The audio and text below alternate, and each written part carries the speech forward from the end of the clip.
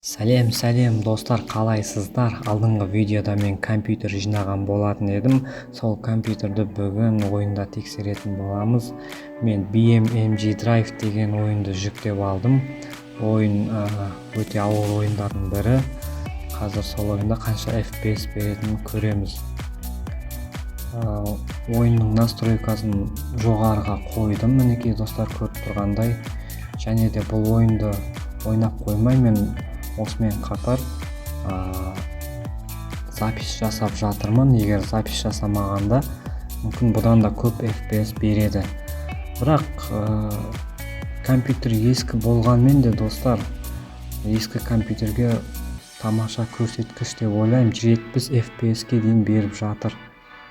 Қазір жүріп көрейік қалай болады екен. Достар, мынау графикасы тамаша. Жүріп көрейік. Ойын ешқандай қатып жатқан жоқ. Барлығы жақсы. бір қалыпты жұмыс істеп жатыр.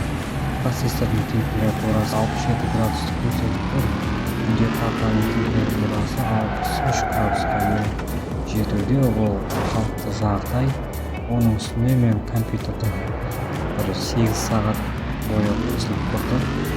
Ойын жүктелді, және де басқа да деген жұмыстар жасадым. Компьютер ойдағыдай өз ойынан шықты.